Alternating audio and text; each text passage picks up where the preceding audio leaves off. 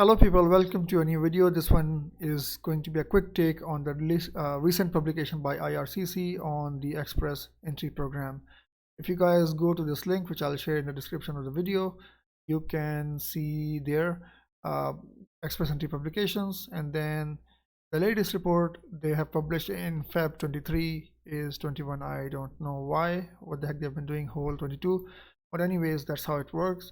By the way, on a side note, I have already covered the numbers of 22 in my previous video published about 2 weeks ago, and then that's my Power BI link to IRCC's data, and I can see the data is available, so I don't know why they would publish an obsolete set of data. Anyways, uh, there's one thing before I switch over from my dashboard is that big majority of the invitations are going to people in PNP and then CEC and then FSW. The big chunk eventually goes to about 28,000, 29,000 goes to people in CEC and PNP, a very small portion to FSW. Alright, so anyways, let's go to this report. The reason I want to talk about is the fact that it reports basically confirms what I've been studying. In fact, I've been sharing my dashboards and reports, summaries basically on this data for last 2 or 3 years. But I mean, this report is not new for me. Nothing new in there. There are only a few points I would like to talk. So number one, we can see the total number of candidates in the Express Entry pool is increasing. Intense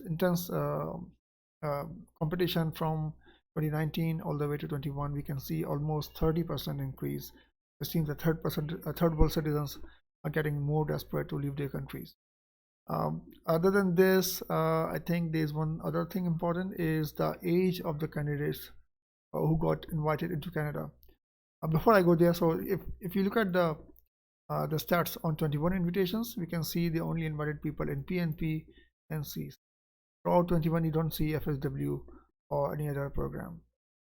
Of course, we can correlate this to the pandemic. In 21, there were restrictions on the air travel, but it seems they were busy converting people who were already inside Canada as a student or as on a temporary work permit and so on. All right, so that thing is about age. As you can see, I've been talking about this in my videos earlier, that if you have to thinking to emigrate either for yourself or your son, daughter, siblings, do it early, because we can see here the invitations were given to people who were in their 20s, basically like before 35 years of age. We can see like almost 85% of the people were invited and they were under the age of 35 years. So start early, don't delay.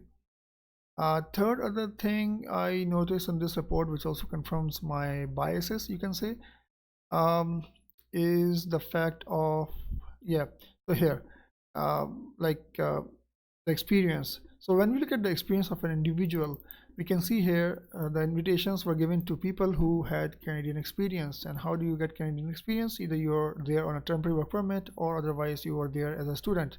So we can see here the people who had at least 1 year of experience inside Canada, they were like 65% of the total invitations, and then those who had 2 years, they were like 21%, and less than 1 year is 9%. So basically 95% of the total invitations went to the people who had some Canadian experience. And again, you can relate this if you look at the bigger view, you can easily guess that they are talking about students, because when you go there as a graduate student or as a postgraduate student, then only you work part-time, you're allowed to work part-time, and then only you make 1 year or a max of 2 years of experience.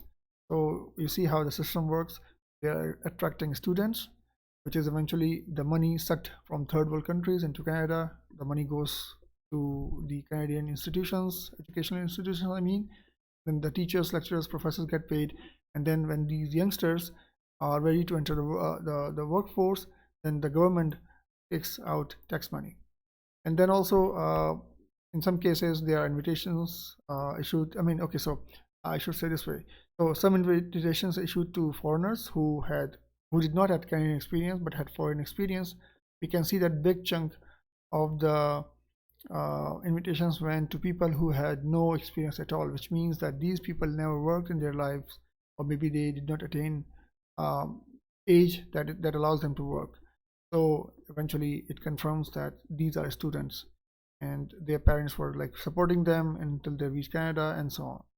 So that's one small observation that the trends are telling you that is like the easiest way nowadays is to get a student and at earlier age. With this, I only want to talk about one point that I also noticed. Again, is there in my videos. If you see the one before this one, you can see I'm talking about that. These are like knock codes, but the one I want to talk about is the demographics. Let me see if I can find it. Oh yes, so yeah, this one. Nope, it's not this one. Not residence. I'm looking for citizenship. Oh yes, this one. Table 31. Now here, I mean, that astonishes me.